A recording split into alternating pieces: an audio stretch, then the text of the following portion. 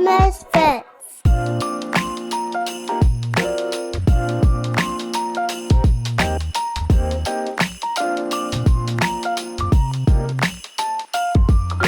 Hey everybody, we are back. It is day 10. We are 2 days or 3 days away. Math, it doesn't work out well. Tameko's in double digits as well. He's at 10 points. He's had a couple slow days here. He's hoping to finish strong. We're hoping to be able to finish at least.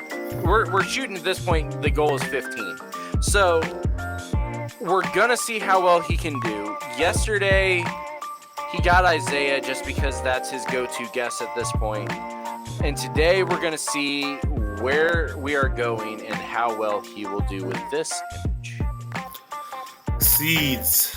Mustard seeds. I wouldn't necessarily say they're mustard seeds, but they're seeds. So there you go. Okay, seed. Planting. Seed of Jesse. All right. Man, it's like I'm getting dumber as the days go on. Like I'm losing my competency as the time goes on. The seed is planted, harvested somewhere in the New Testament. So you were slowly moving in the right path, and then you went the wrong direction.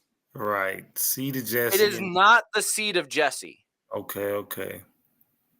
Planted. It's the seed of somebody else. Seed of Israel, Judah,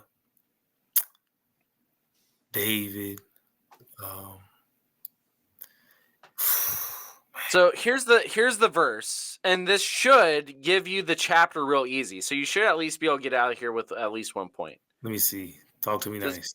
I will put hostility between you and the woman, and between your offspring and her offspring. He will strike your head, and you will strike his heel. Genesis 3. It's Genesis 3, right? We are dealing with God's judgment on Satan specifically here. This is God's judgment on Satan here. I will put hostility between you and the woman and her seed and yours is the other way that it's read, which is why seeds is what we were going with the image.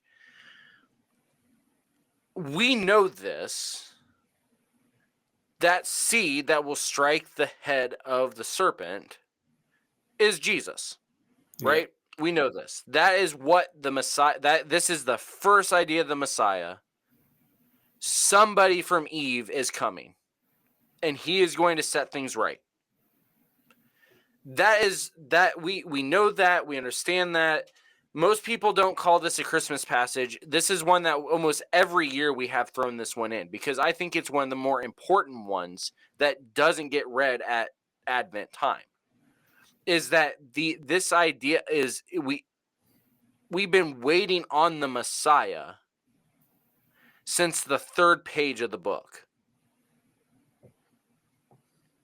This is part of why with some of these other passages we've looked at, why they hit a little bit harder for me than they do for other people as well. The idea that we read out of Micah that he is coming from antiquity. He was prophesied in Genesis 3. We're thousands of years away from that when Micah is already saying that this guy is coming from antiquity. Facts.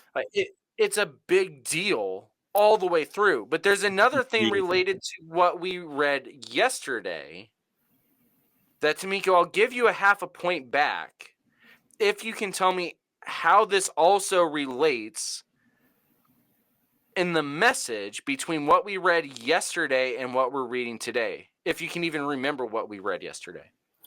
Yeah, I'm already on a blank. Oh, what? Yes. Oh, what? Yes. Oh, yeah. Wait. Yesterday was the. It wasn't the gavel. It wasn't. It was the gavel. Yeah, yeah, yeah. So Isaiah 11, um, in Genesis 3, and we were talking about how his like Well, his specifically, we're looking at a part in the chapter of Isaiah yeah. about what it is that was going to come from the reign of Christ as judge.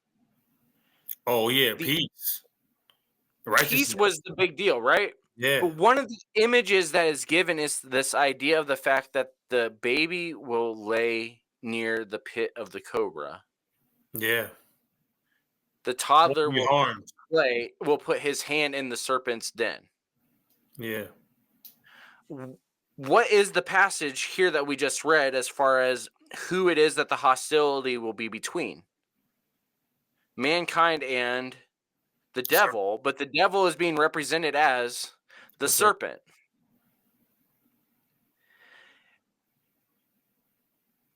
The peace that is coming is one that breaks the curse. Flat out. The judgment that is coming is one that breaks the curse. This is why God does not have to hear any kind of arguments. God set the sentence out here in Genesis 3. God is also the one that is going to repeal that sentence in the last days. Yeah, And we see that in the fact that now the offspring of Eve, no longer is there hostility between the serpent and her offspring, because now the image is that her offspring will play near the den of the serpents, and the serpents will not touch them because there is peace on earth. yeah, man. It's all getting. God's getting rid of all that. Straight up.